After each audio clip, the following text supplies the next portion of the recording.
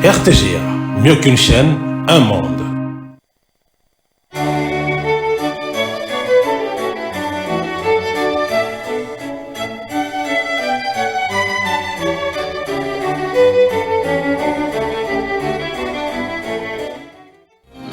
Ce journal vous est offert par Tango Protection.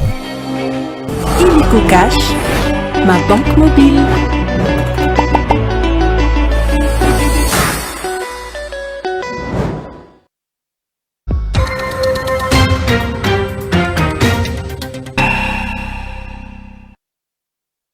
Nouvelles et meilleures, mesdames et messieurs, bienvenue dans cette édition d'information sur la RTGA. Tout de suite à les titres. La population de Tshikapa, chef-lieu de la province du Kasaï central, a accueilli à pied ferme le chef de l'État congolais, Félix Tshisekedi. Les militants des partis politiques de l'Union sacrée et quelques membres du gouvernement ont effectué les déplacements du lieu pour recevoir avec joie le président congolais Félix Tshisekedi. Agression rwandaise en République démocratique du Congo, les États-Unis appellent le pays de Kagame, opérant au Congo démocratique via le M23, à cesser les hostilités et à retirer ses troupes sur le sol congolais.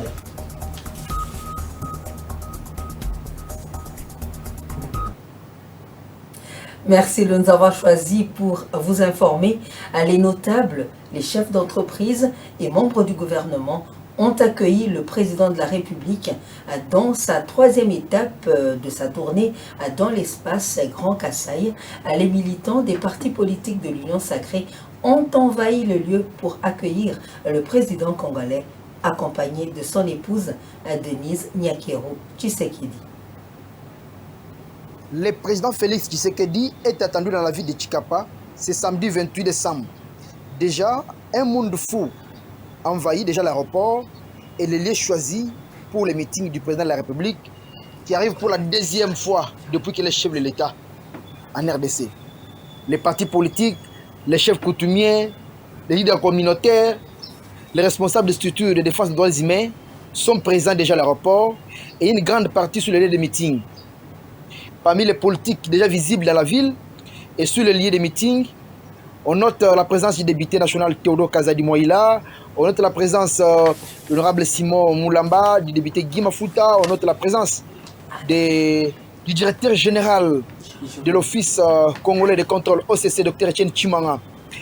Les banderoles flottent et c'est une véritable guerre des banderoles. DTC de Théo Kazadi, avec ce regroupement politique, a abarsé, apparemment envahi déjà les tarmacs et les pelouses des stades de l'espace d'un système communautaire, là où le chef de l'État va tenir son meeting. Il y a MLC de Jean-Pierre Bemba, INC de Vital Kamere, IDPS Tshisekedi qui est à la deuxième ou première position après DTC ou avant DTC, vu le nombre de drapeaux. Et donc il y a IDPS, il y a DTC, il y a INC et MLC. La population attend du chef de l'État des réponses à leurs préoccupations. Il n'y a pas de droit dans la commune de Kélé depuis 3 ans. Il n'y a pas eu l'exécution des travaux de 100 jours, mais l'argent a été décaissé. La population attend pourquoi la route Kandiaje n'avance presque pas bien. Nos dernières nouvelles, le président de la République, son avion peut atterrir à 15h ou 16h de la ville de Tshikapa. Les premiers vols viennent d'atterrir avec l'équipe d'avance du chef de l'État. Plusieurs coins de la ville sont bouchés. Des embouteillages partout, des circulations difficiles parce qu'il y a un nombre très exagéré de la population, des véhicules, des motos qui s'acheminent à l'aéroport, soit sur le lieu de meeting. On attend voir l'arrivée du chef de l'État et nous allons revenir. Soyez connectés sur la RTGA pour avoir plus de précisions. En séjour à Mbujimaï, le président congolais Félix Tshisekedi a présidé la 28e réunion du Conseil des ministres.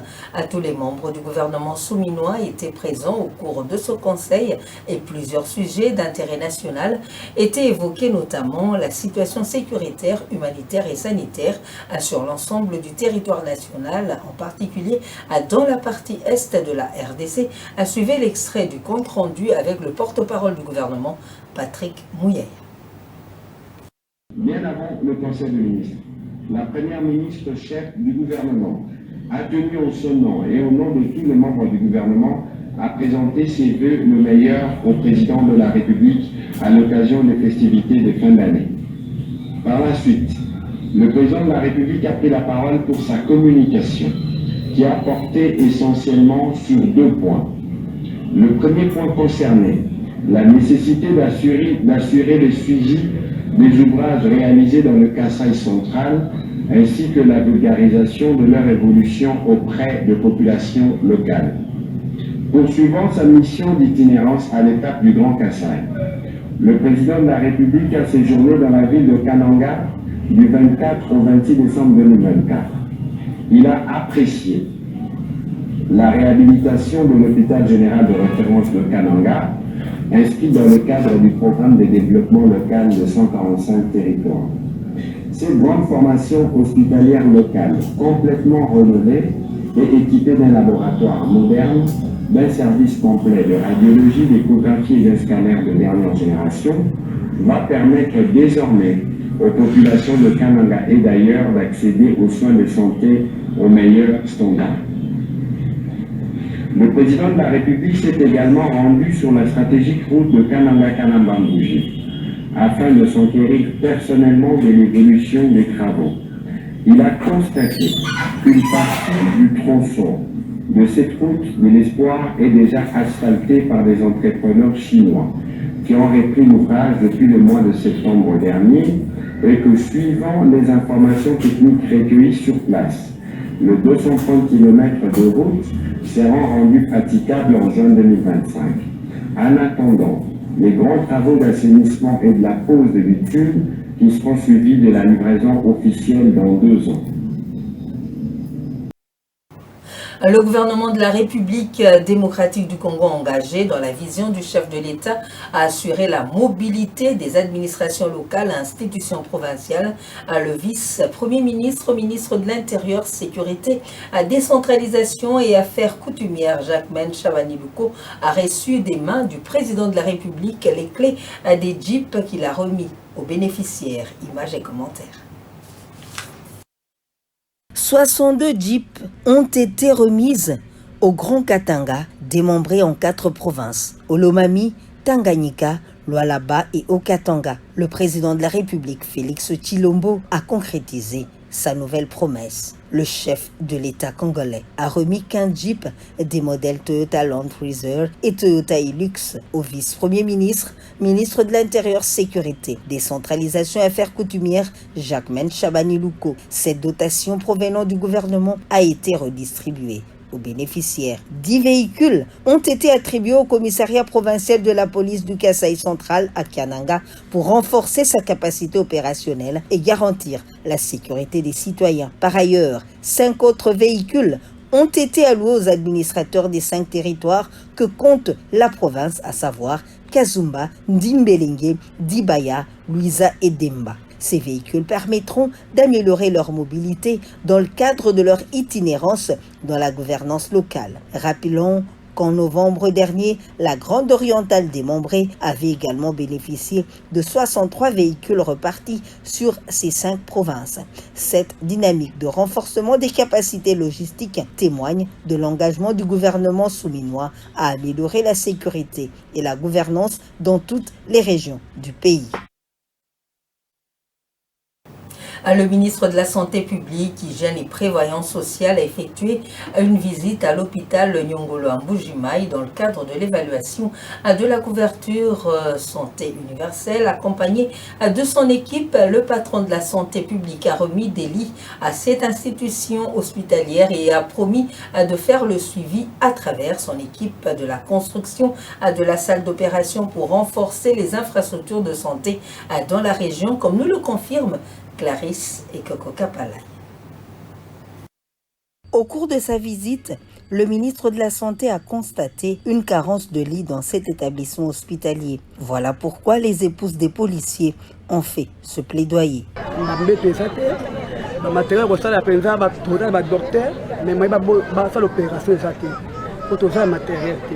En réponse à cette situation, le docteur Samuel Roger Nkamba a immédiatement remis 15 nouveaux lits le jour suivant. Merci wa Nazopesa président Nabiso merci et belé. Il a également annoncé la prochaine installation d'un équipement de radiographie pour améliorer la qualité des soins médicaux.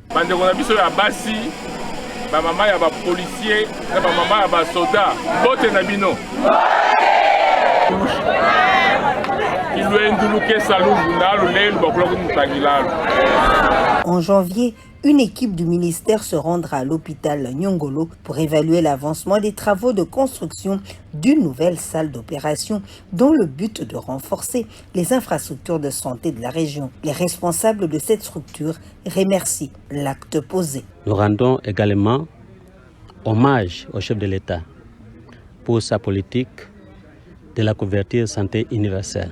Notre hôpital n'est pas muni de tout le matériel. Nous attendons que le gouvernement ne s'arrêtera pas ici à nous ravitailler en matériel et en médicaments. Le ministre a par ailleurs souligné les progrès réalisés grâce à la réhabilitation des routes initiée sous l'impulsion de son Excellence, le président de la République, Félix-Antoine Tshisekedi, facilitant ainsi l'accès aux soins. À l'intervention du gouverneur du Kasaï central lors du briefing organisé pendant le séjour du chef de l'État à Félix Tshisekedi continue de susciter des réactions des forces vives. La dernière en date est celle du député Alido Chitoko qui fustige la position du gouverneur lors de ce briefing. L'élu de Dibaya l'a dit le vendredi 27 décembre face à la presse. Alidos Chitoko au micro de Soleil Ntumba Moufika. Le gouverneur de province s'est comporté en tant que père de famille. Il a quitté d'abord sa veste de représentant du chef de l'État. Il a parlé en tant que chef de famille, cachant nos faiblesses. Parce qu'un gouverneur ne pouvait pas peut-être parler comme il a parlé. Parce que vous n'irez pas à l'Est voir un gouverneur qui parle pour l'intérêt de la population et on les diabolise. Quand il a dit ça, même si on va l'interpeller quelque part, mais constate que nous, la population, nous parlons le même langage avec notre gouverneur. Pas au milieu de nous, nous commençons encore à livrer notre frère. Ça ne s'explique pas. Je sais qu'en tant que administratif, il est le représentant du chef de l'État.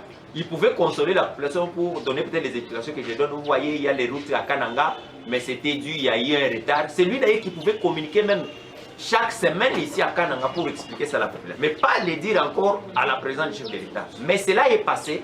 Nous ne pouvons pas continuer à le condamner sur la toile, qu'on enflamme ça pour qu'on le diabolise. Non. Gardons les lains sales, c'est là, vraiment, on peut les voir à côté pour lui. Non, c'est vous qui pouvez expliquer. Parce que vous lancez. Lui-même fait même le suivi des travaux qui s'effectuent en province. Je suis de ceux-là qui sont contre la diabolisation de leurs propres frères. Il n'y a pas de diable et des anges. Tous de la province du Kasaï central devront parler le même langage. Mais aussi, il y a une chose dans l'administration de notre pays. On n'est pas le chef de l'État. Si vous trouvez aujourd'hui où je vous parlais, Caritas qui est allé payer les enseignants à Dibaï. Mais les enseignants là-bas se plaignent déjà que il y a un mois qui ne figure pas dans le salaire et il risque de continuer avec la grève. Il y a la gratuité de l'enseignement qui est détournée. Moi, je dénonce comme la population, je continue à faire les plaidoyers pour savoir qui a détourné la gratuité de plusieurs écoles dans la sous-division de Dibaya. Et tout ça, nous devons le faire ensemble parce que c'est intouchable. Et ce n'est pas seulement le président de la République qui doit faire tout, mais la société civile vous dénoncer, le média documenter de tels cas. Et on arrive à punir ceux qui font du mal aux citoyens congolais.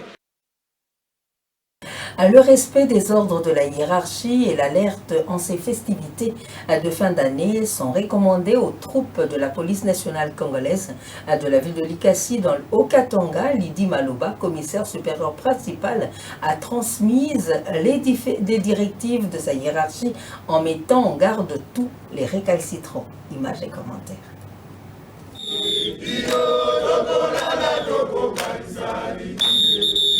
La police nationale congolaise est éveillée dans l'ensemble du territoire national, car c'est pendant les périodes de festivités de fin d'année que plusieurs cas d'insécurité sont enregistrés dans les grandes villes, notamment celle de la province du Haut-Katanga en général et Likasi en particulier. Pour parer à toute éventualité, l'autorité policière a mobilisé ses troupes en les appelant à la vigilance en étant d'alerte maximale face à tout cas d'insécurité. C'est le sens du message que la chef de la police nationale congolaise de la ville de Likasi, le commissaire supérieur principal, Lydie Maloba, a adressé à ses troupes.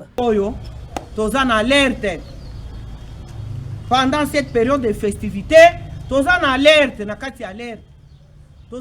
Pendant cette période de fête, nous sommes en alerte. Nous devons rester éveillés et le mot d'ordre, c'est celui de la protection de la population et ses biens. Nous mettons en garde tout récalcitrant. Tous ceux qui ne respecteront pas les ordres de la hiérarchie ne s'en prendront qu'à eux-mêmes.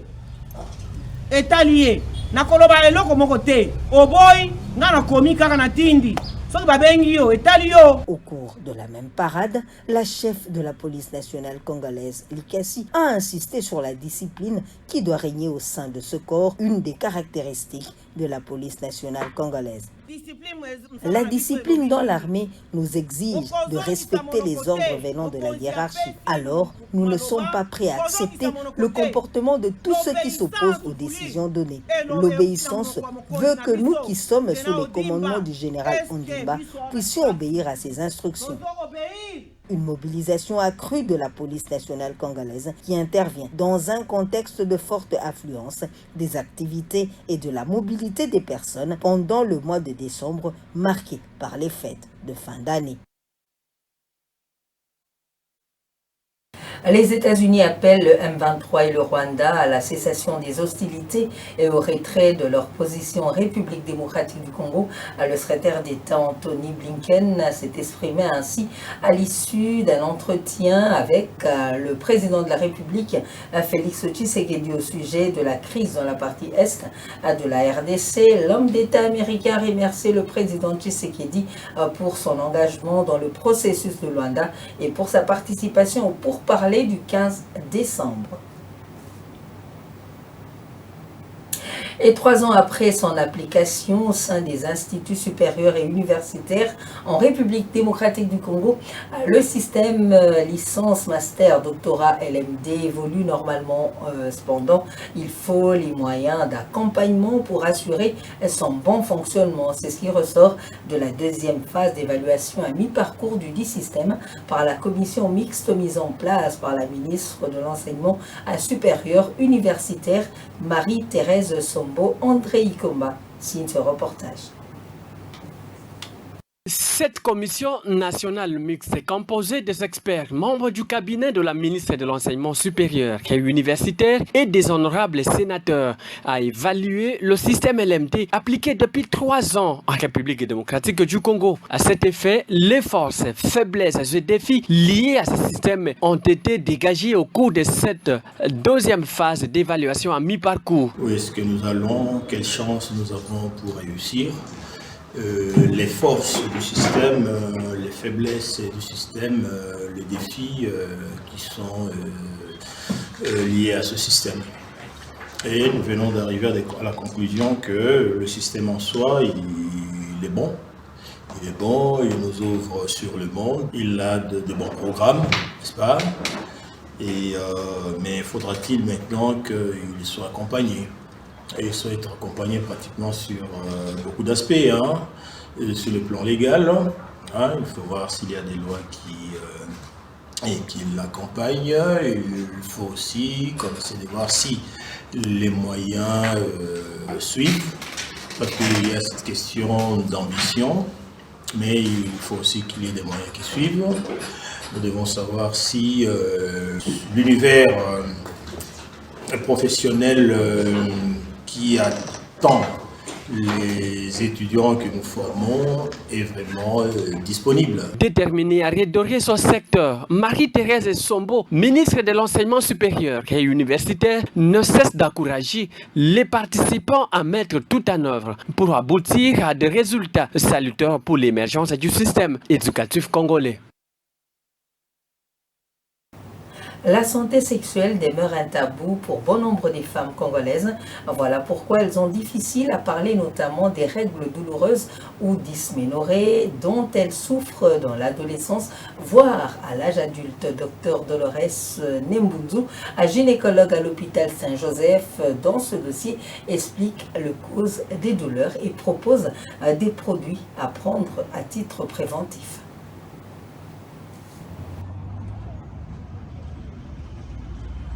La santé n'a pas de prix, dit-on. Et comme la plupart des questions qui touchent à la sexualité, les règles douloureuses sont un sujet tabou pour plus d'une femme qui en souffre en République démocratique du Congo en général, à Kinshasa en particulier. Parmi les nombreuses femmes qui en souffrent, très peu sont celles qui acceptent d'en parler ouvertement. Et pourtant, pendant cette période de menstruation accompagnée des règles douloureuses, beaucoup de femmes qui en souffrent ont du mal à vaquer normalement à leurs occupations. Ça ne vient pas enfant, c'est seulement les jours des règles. Et les douleurs aussi commencent.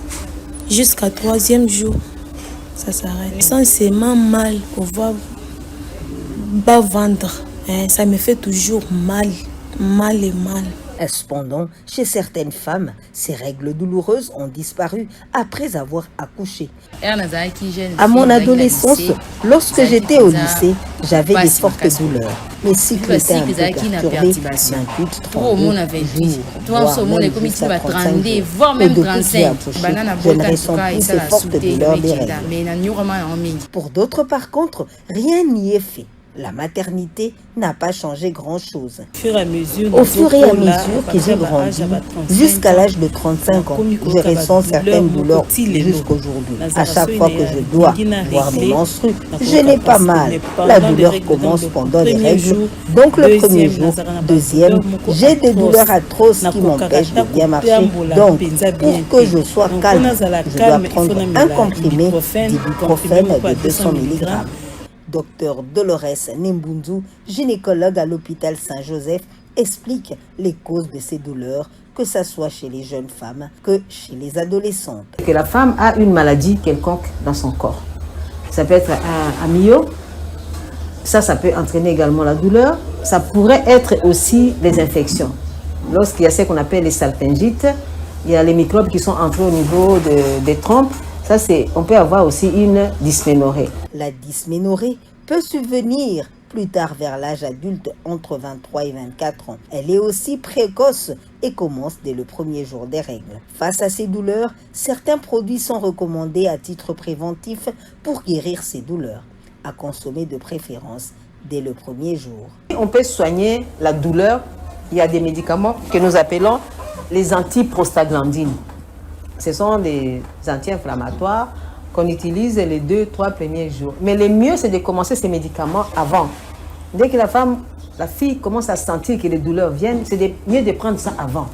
Parce que dès que les douleurs se sont installées, généralement, elles souffrent jusqu'à la fin. Et le risque, c'est qu'en laissant évoluer les choses, on risque de prendre beaucoup de médicaments. Et ça, c'est pas bon. Parce que généralement, les gens, comment on dit, ils font plutôt l'automédication. Donc, elle-même prend les médicaments selon elle. Et quand il y a trop de douleurs, on peut surdoser. On peut prendre les médicaments qu'on ne doit pas prendre longtemps. Et la personne peut avoir des effets secondaires, des choses qu'on n'a pas planifiées. L'acide méfénamique, pour ceux qui connaissent, l'indométracine, ce sont des anti-inflammatoires qui agissent contre les prostaglandines que la femme sécrète lors de la... Signalons que la dysménorrhée s'estompe dès l'âge de 23 ans ou 24 ans, étant donné que c'est une maladie des jeunes personnes. Mais lorsque les douleurs deviennent persistantes jusqu'à un certain âge, il serait nécessaire de se faire examiner auprès d'un gynécologue spécialiste. L'Assemblée plénière du Conseil supérieur de l'audiovisuel et de la communication, CESAC, siégeant sa 16e session ordinaire à Kinshasa, a pris des décisions portant réduction de la durée de suspension à des chaînes de télévision Canal+ Pop, Canal+ L, Canal+ Action, ITV, Sci-Fi et MTV, un contenu dans le bouquet de Canal+ sur toute l'étendue de la République démocratique du Congo et considérant le recours gracieux à deux Canal+ international du 23 décembre 2024 introduit dans le délai conformément à l'article 65 alinéa 1 de la loi organique du CESAC. Le Conseil supérieur de l'audiovisuel et de la communication accède à la demande de Canal+ d'organiser une séance technique et pédagogique dans laquelle sera dissipé les malentendus. Et voici 3 ans déjà depuis le décès, le 27 décembre 2024, de l'artiste musicien Lulendo Matumona, alias Defao, de suite de la Covid-19 à Douala, au Cameroun. Une star de la musique congolaise, auteur, compositeur de nombreux tubes à succès, dont Amour scolaire. Un rappel historique de cette star de la musique congolaise dans ce portrait qui vous est déroulé. Le monde culturel congolais a pleuré le chanteur congolais Lulendo Matumona, alias le général Defao, décédé le 27 décembre 2021 de suite de la Covid-19 à l'hôpital La Quintini de Douala au Cameroun à l'âge de 62 ans. L'illustre disparu avait souffert du diabète depuis plusieurs années. Il fut auteur-compositeur, interprète et a livré son dernier concert ensemble avec le musicien Bozi Boziana en Côte d'Ivoire. Pour rappel, Lulendo Matumona, alias Defao, est né à Kinshasa le 31 décembre 1958. Il avait débuté sa carrière musicale à Kisantu dans le Congo central, où il avait évolué dans un orchestre local, Somme Ouest, avant de se faire révéler au Quinois en début des années 80, aux côtés du guitariste talentueux Pepe Feli Manouakou, patron du groupe musical Zaiko Awa en 1981. Quelques années plus tard, l'artiste intègre l'orchestre Shockstar de feu Ben Nyamabo, où il évoluera pendant 7 ans aux côtés de Bozi Boziana, Ben Nyamabo, Debaba, avant de créer son propre groupe musical dénommé Big Star en 1991. Il comptait dans son actif de nombreux tubes à succès, dont la chanson Solange. En 1994, il sort l'opus intitulé Famille Kikuta et le copinage, réalisé en featuring avec l'artiste Mbili Abel. Vers les années 2000, il quitte le Congo démocratique pour s'installer en Afrique de l'Est, d'abord en Tanzanie, puis au Kenya, où il restera plusieurs années avant de retourner dans la capitale congolaise en 2019, après 20 ans d'absence au Congo démocratique. Mais les œuvres de cet artiste de renom continuent à faire parler de lui. Général Defao est l'un de ceux qui avaient valorisé la rumba congolaise.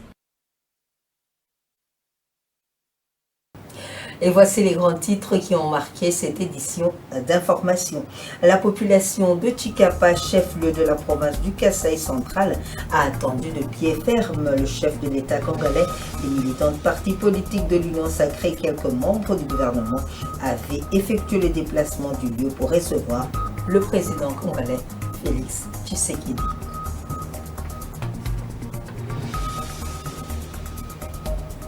Agression rwandaise en RDC, les États-Unis appellent les pays de Kagame opérant au Congo démocratique via le M23 à cesser les hostilités, à retirer ses troupes sur le sol congolais.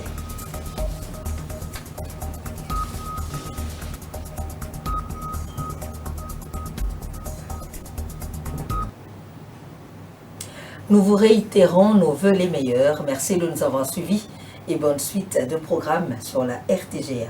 Au revoir.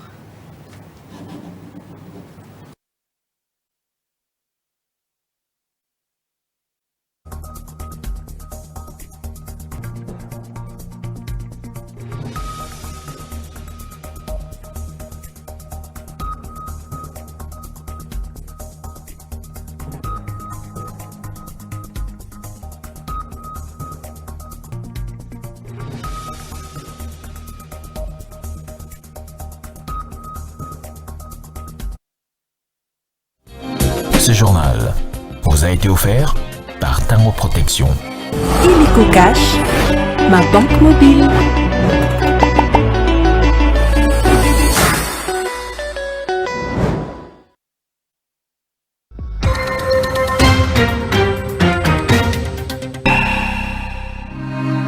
RTGA, mieux qu'une chaîne, un monde. RTGA, mieux qu'une chaîne, un monde.